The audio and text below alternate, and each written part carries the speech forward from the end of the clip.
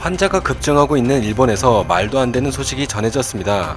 감염자나 그 주변 사람들에 대한 차별적인 언행과 괴롭힘이 확산되고 있다는 소식이었는데요. 의료진과 관련된 사람들까지 세균 취급을 하며 신종 이지메 현상이 발생하고 있다고 합니다. 이지메는 집단주의에 익숙한 일본 국민성의 한 단면입니다. 한국말로는 왕따라고 설명할 수 있는 현상인데요. 하나의 집단, 하나의 테두리에서 내몰린 사람에 대한 가혹한 차별이라고 할 수 있습니다. 어느 세계에서나 있음직한 현상이지만 일본에서 특히나 발생 빈도가 높아 일본 사회의 어두운 병폐로 잘 알려져 있기도 합니다. 그런데 이러한 현상이 이번 감염증 사태에서도 생겨나고 있어 국내를 비롯한 해외 네티즌들은 일본인들의 인성에 대해 비난하는 의견을 보이고 있습니다. 도쿄신문에서는 이와 같은 현상에 대한 사례를 보도했습니다. 기사에는 후쿠시마현 고리야마여대 부속 고교의 이야기가 소개되었는데요. 이 학교의 학생은 요즘 교복 대신 사복을 입고 등교를 하고 있다고 합니다. 고리야마여대의 70대 교수가 확진을 받았다는 사실이 알려지면서 부속고등학교 학생들이 거리나 상점 등에서 손가락질을 받게 된 탓이라고 하네요. 학생들은 큰 스트레스를 받게 되었으며 학교 측은 결국 어느 학교에 다니는지 사람들이 알아볼 수 없도록 사복을 입고 등교를 하도록 조치를 내리게 되었습니다. 보육원에서는 이 학교 재단 직원들의 아이 돌봄을 거부하기도 했다고 하네요. 마이니치 신문에서도 이지메 문제에 대한 보도를 내보냈습니다. 오사카에 사는 한 남성은 감염증 검사를 받았고 음성 판정을 받았다고 하는데요. 검사를 받았다는 사실 자체만으로 꼬투리를 잡아 다니고 있던 스포츠센터에서 이용 자제를 요구받았다고 합니다. 이러한 피해 사례는 수십 건에 달한다고 하는데요. 의료 종사자들도 예외가 아닌 상황이 되어 일본 재해의학회는 환자와 접촉했던 의사, 간호사들이 직장에서 세균 취급을 받는 것에 대해 반발한다며 항의 성명을 내었다고 합니다.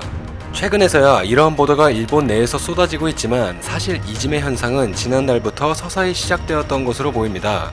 지난 3월 일본의 공중파 와이드쇼에서는 한 병원 의사에 대한 이야기를 보도했습니다. 이 의사는 2대째 34년간 같은 지역에서 병원을 운영하고 있다고 하는데요. 3월 초진으로 온 환자가 감염증에 걸린 것으로 의심이 되어 보건소에 검사 의뢰를 하였고 환자는 양성 판정을 받았다고 합니다.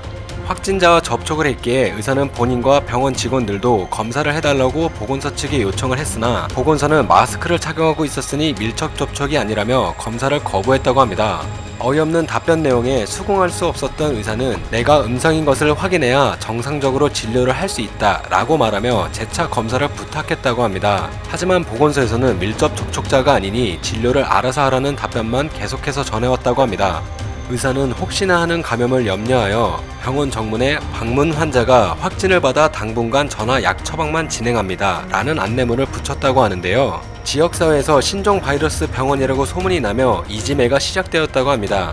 장난 전화까지 이어지며 조롱은 계속되었습니다. 의사는 인터뷰를 통해 진지하게 대응을 한 것뿐인데 어느 순간부터 인생이 전부 바뀌어버린 느낌이라며 허탈함과 괴로움을 호소했습니다. 정직하고 성실하게 대응을 한 의사에게 돌아온 것은 이지메였습니다.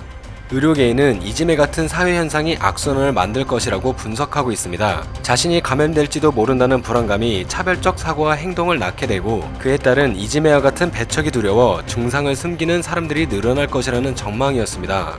증상을 숨기는 사람이 늘어나게 되면 자연스럽게 추가적인 감염 확산이 이어질 수밖에 없기에 이지메와 같은 현상을 경계해야 한다고 경고했습니다. 일본 적십자사 소속의 의사 마루야마 요시카즈는 진짜 적은 바이러스이지만 눈에 보이지 않기 때문에 사람들은 감염된 사람들이나 집단 감염이 일어난 단체, 지역 등을 적으로 간주하게 된다 라고 말하며 진짜 적이 아닌데도 배척하고 멀리함으로써 잠시나마 마음의 안정을 찾으려는 것이 차별적 언행의 메커니즘이라고 진단했습니다.